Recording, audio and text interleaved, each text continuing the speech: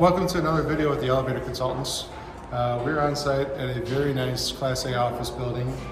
It's also got very deep roots in the financial industry. So you can tell by all of our hoistway door equipment here, a lot of ornate stuff. And really the purpose of our video, what we wanted to walk you through is what a modernization looks like. This one's relatively unique. We've got 20 elevators that are being modernized and 2 escalators. I believe we're through 18 elevators now.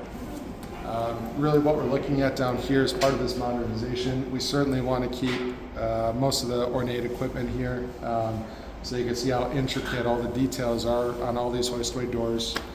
And what we've done as part of this modernization, and what the customer wanted to do to really keep up with really what's happening with competition in the area, is destination dispatch.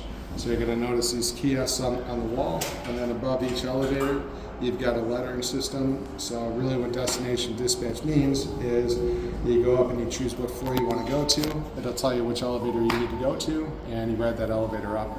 So if you're a property manager or building owner that's looking to do something similar, we could certainly walk you through the pros and cons of that. It's called KCN 831 control systems. It's been around for a very long time. Obviously with the controllers, all the cabinets are off. This is an active modernization. This is typical to see. We've got wires that are not tied in conduit yet, which is normal. This is all part of the modernization process. So we're actually getting towards the end of the high-rise bank, and we're going to see the last 2 cars at the very end. Over here, we've got Cone A's gearless traction machine.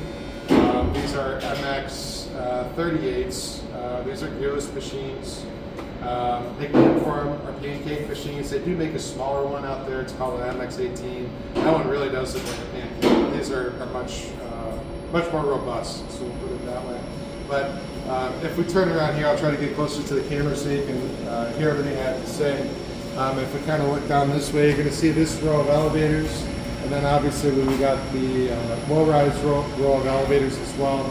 This does require significant planning to make sure that we don't impact, I shouldn't say don't, we provide minimal impact to residents in the building during construction.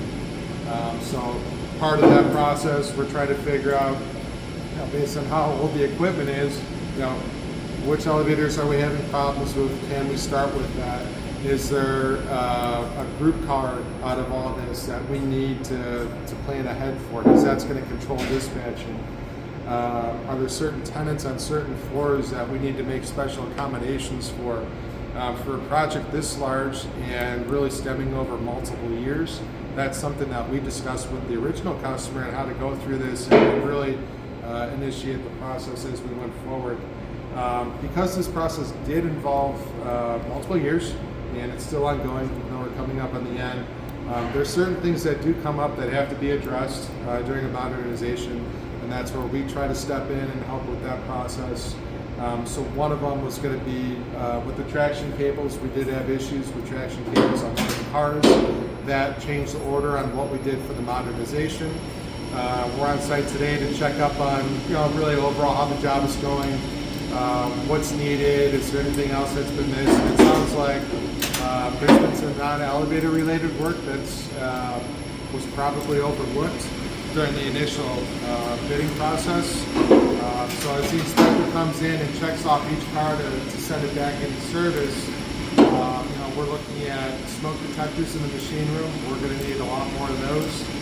We're just finding out about that today, along with fire speakers on top of the car. These are all code requirements.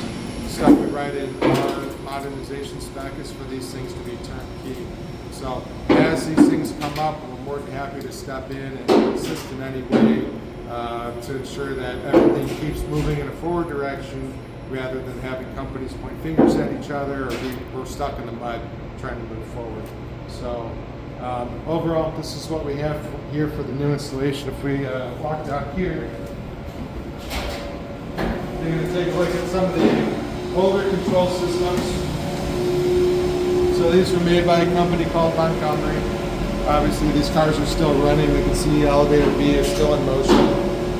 So we've got all kinds of stuff really wired in on a temp basis, and I really don't want to touch the controller cabinet, but if you want to swing around here, you can show how they have a control system that's wired in temporarily. Obviously, they're going to have a new controller enclosure when this is taken care of. Big difference between the old stuff and the new stuff. You can see the style of the machines. These are old DC machines. You can see your frame. I'll put some more light on here so you can see it. You can see our field pieces, our armature that's in there. That's all the red that you see. This machine is going to get ripped out, and it's going to be replaced with these machines here. So, really, like I said, we're coming up in the very end of the modernization. Where we're at with this, strategy for modernization. That's what we want to walk you through. Something else that really needs to be addressed with this, if you decide to take a project on like this, really on your own, and you end up going out to bid, if we don't have multiple bidders bidding to the same document, like what we would write, you're really going to have no way to sort out, okay, what work is actually going to be performed? Is it actually going to meet the intent of the building? Are our tenants going to be happy? Are we talking strategy and discussion? How many crews are going to be on site? There's a lot of variables that need to be taken into consideration before going down that road. Hiring a company like us, we've been through this process. We understand the process. We know the mechanics that are in the area, guys that would be good for this equipment. So this is a lot of information to take in. I'm really just hitting the high levels of what this entails. But you can imagine if you didn't have an advocate really going to bat for you to lead you down the right direction for this, this could really go the wrong direction, and you can end up with a bad product. You're not going to end up with equipment that's going to last 25 years. You may have stuff on different life cycles. So overall, that's what we have up here. We may take a short video down in the low-rise machine room, but basically if you pan out here, this is going to be a duplicate of what we're going to see downstairs in the low-rise machine room. Really not much else to write about. But really for our intent, we really want to walk you through what a modernization process entails, all the variables that are involved with it, having somebody as your advocate to bat for you and make sure that all this moves smoothly. Make sure that we're not getting any change orders or anything like that. So for planning purposes, that's one of the main reasons you ought to consider a company like us.